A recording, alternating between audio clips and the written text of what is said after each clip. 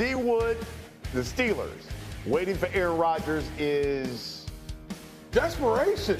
Like Nick said the first out, I mean, clearly the Steelers are in wait mode right now for Aaron Rodgers because, quite honestly, what is out there for the Steelers besides Aaron Rodgers? And clearly Aaron Rodgers, there are not many suitors for Aaron Rodgers in this market right now, especially when you have the NFL draft coming up. So I think both of these participants are in desperation mode because we know that clearly the Steelers haven't won a playoff game since, 2016, and Aaron Rodgers wants to try to finish his career on a high note. All right, Kevin, Travis Hunter.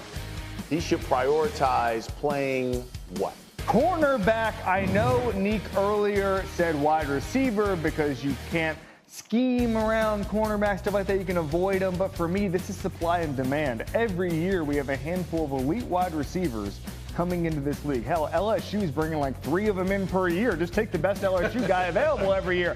But with cornerback, there's just not those elite guys. I would prioritize that and build a package on offense. Nick, best fit for Shedeur Sanders is blank. Pittsburgh. I think that D. Wood said earlier in the show, like sliding in the draft isn't always bad. The situation matters a lot, and I think that's one of the better situations that does not have a quarterback. Assuming they get Aaron Rodgers, he'll get some time to develop a little bit, and while they build up that offensive line and that running attack, and he can take over in a couple of years with that defense that seems to always be good no matter who's there, with a coach that's stable and that you can trust. So I like that as a setup for Shedeur Sanders, and maybe also for the Steelers. They need a quarterback like that they can trust, that'll make good decisions. That's the thing that they've missed, is a quarterback that can consistently make good decisions and can stand in the pocket and take a hit, which is something that Shedeur Sanders definitely can do. Let's live here for just a moment, because for most of the time we've heard about Shedeur going as one of the first 3 picks. If we're talking about the Steelers, then that means that's the 21st pick. That means he's had to slide here. First of all, is that a good fit for Shedeur Sanders, talking about going to Pittsburgh? It's a very good fit. And for me, the best scouting advice you can hear is from Bill Belichick. Tell me what a guy can do, not what he can't do. He said that one day about Damian Woody a couple of decades ago. Tell me what he can do.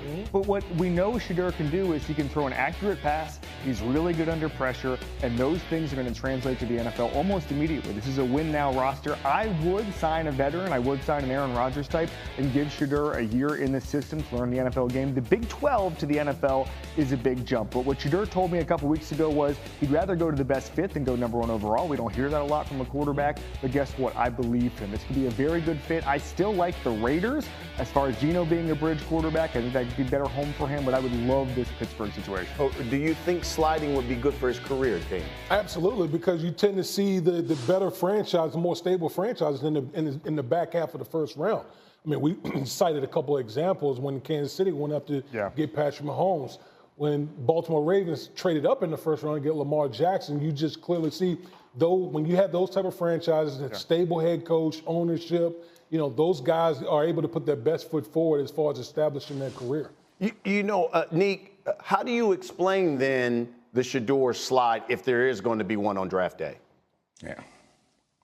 Yeah, I know a lot of people want to point to the fact that it's his confidence or cockiness or something about his personality that's scaring off teams. I don't think that's it at all. I think that's just completely fabricated. No one in the NFL is afraid of people who are cocky. Everyone, except for the number 1 overall pick, believes they should be drafted higher. And so I think Shedeur is the only difference between him and other players is maybe he's more outspoken about it. I think the slide is probably more a result of the measurables and the I guess, traits that he has. Like, he doesn't have a super strong arm, and we're focusing a lot on his completion percentage, when that, I think, is not a trait as much as it's like a reflection of a number of things. And one of those things is that he throws a lot of short passes. Not that he's not capable of attacking down the field, but a lot of his completion percentage is made up of like RPOs and screens. So I think it's hard for NFL front offices to wrap their mind around selecting a guy who doesn't have the most obvious traits, particularly when you look at the quarterbacks that they're matching up against.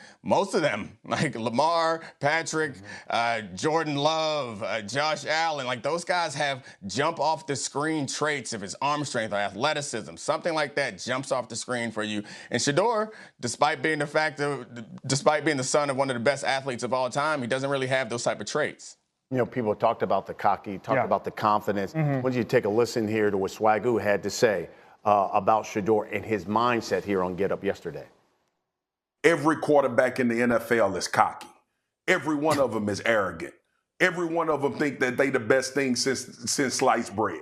So all of this conversation that I've been listening to about Shedeur and what comes with him, it comes with all of them that are good, that play at a very high level. So this being some kind of knock and wearing jewelry and talking like he talks and operating like he operates, all of that stuff is who these guys are. So let's please stop using that against Shedeur like he's an anomaly in thinking that he got all it takes to be really good at the quarterback position.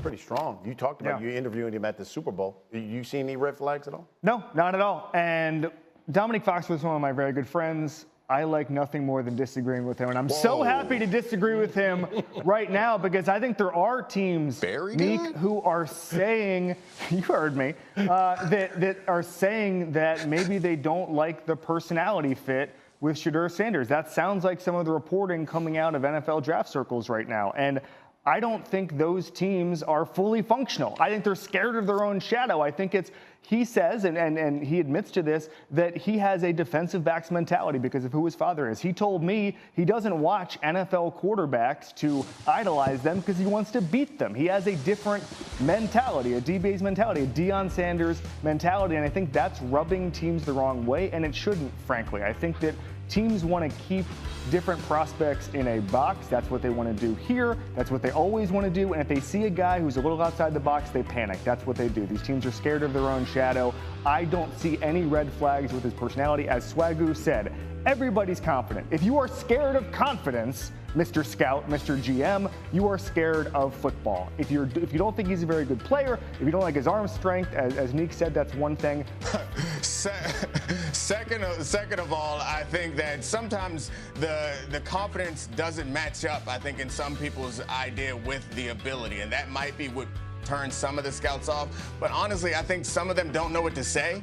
Like, honestly, if you don't like him as a player, that's fine. Like, there's plenty to like about him, and there's plenty of players that we get right and we get wrong. But I think it's probably not fair to say it's something about his personality, because I guarantee you that if he was 6'4" and ran a 4.3 and could throw a ball through a brick wall, no one would have anything to say about the way that he talks, the way that he acts. They'd be falling over themselves to get him hired. The fact of the matter is they don't believe in him as a prospect, and they're finding other reasons to point to other than the idea that maybe they just don't think he's as good as a lot of other people think he is.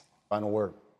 No, I think that's what it is. I think it's more about the physical attributes. It's not about all these guys are cocky. Swagger was right, but I think it's more about matching up the quote unquote swagger with the physical attributes. If scouts don't feel like they match up per se, that's why.